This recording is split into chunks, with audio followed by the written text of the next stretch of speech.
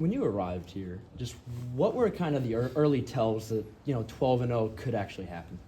I feel like really just looking at what they did in the past, seeing that they had the potential, and you see such a great coaching staff, and you know that it takes the right group of guys to do something and be successful. But I could just see, everything that everything that they said that they could do, we were doing it, and being around such a great group of guys, people that go to work every day, and it's just the culture. Honestly, you could feel it. You could feel it in the culture. Was there a point, either the summer or the fall, where you kind of felt talent, coaching, everything just kind of meshed together into one? I felt like it was a slow burn, like a slow build-up.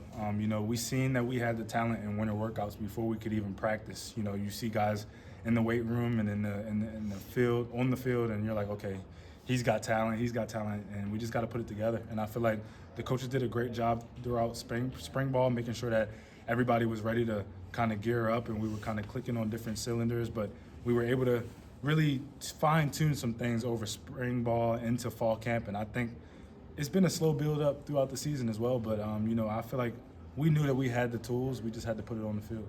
You started at a Big Ten team with Maryland. Did you ever envision playing in the Big Ten championship game? Honestly, it was always a dream of mine, something that I always felt, was a goal to keep working to. I'm not going to say I always felt as though I wasn't going to be able to do it, but it's really hard to play in the Big Ten and to make it to the Big Ten championship, to be successful in the Big Ten. So, being as though it's my last year and I'm able to do it, what better way to go out? I'm curious your thoughts. Pat Coogan's speech pregame, the misfit speech, before Purdue, that Fernando mentions got a lot of attention. When you're hearing that, your thoughts were what?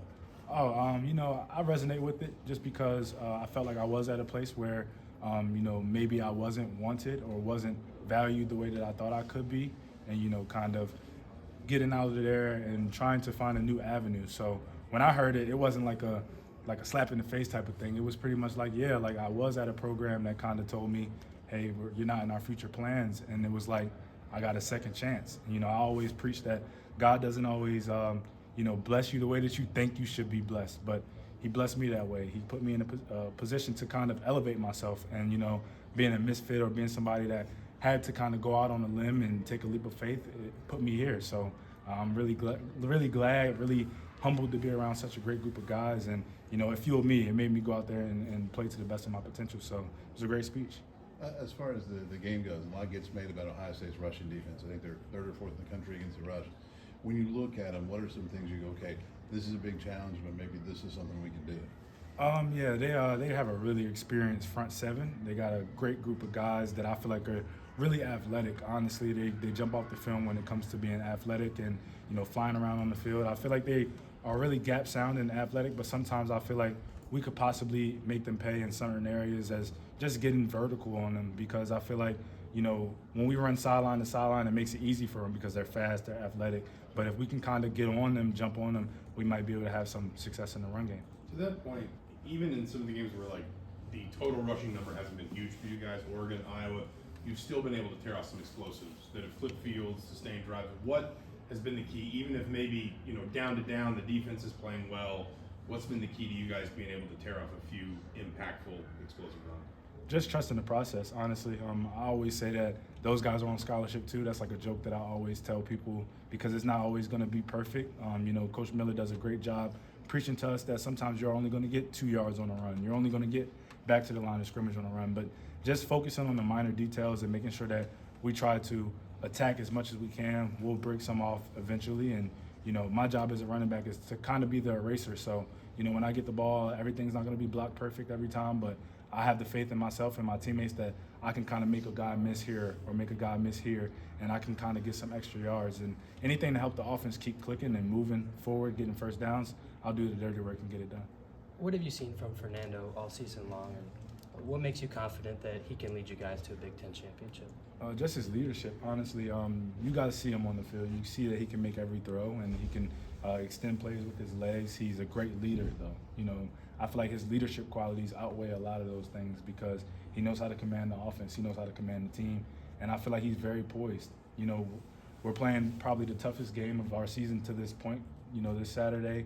And I have the utmost faith that he'll go out there and if adversity strikes, he'll get past it And, you know, you can get behind a guy like that because you know that there's going to be ebbs and flows in the game, and he's going to capitalize as much as possible to help us get a win.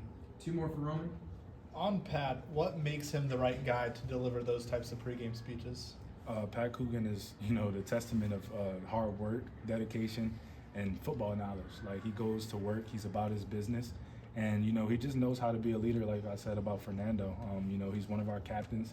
He's one of those guys that when he speaks, everybody listens, and, you know, he's a more experienced guy as well, so he's been through some things. He knows kind of what success looks like as well. You know, he was at Notre Dame, and they won a lot of good games. So, you know, he's one of those guys that he comes to work every day. He makes sure that he kind of keeps the group together, and he's the center, so he kind of signals a lot of the things that helps the offense to run, and he's one of the most important pieces to our offense. So when he goes out there and he says things like that to us, we listen because we respect him and we see the hard work that he puts into it. The players from last year's team that faced Ohio State probably don't have fond memories of that. Have they said anything to you and the guys who came in this year about what another shot at Ohio State means to them? Oh yeah, you know, some of these guys that are older that you know, were there last year, it's a little bit more personal. I feel like I take every game personal just because it could be my last game. You never know the way that the things work out and how things go. But you know, a lot of the older guys and the guys that have been here, they have a bad taste in their mouth a little bit just because we want to win every game and they came up short last year. So being as though it's the championship game, we're going to attack it the way that we attack every game. But you know, everybody wants it a little bit more, and we're going to do everything that we can to come out with a win. Thanks, Roman.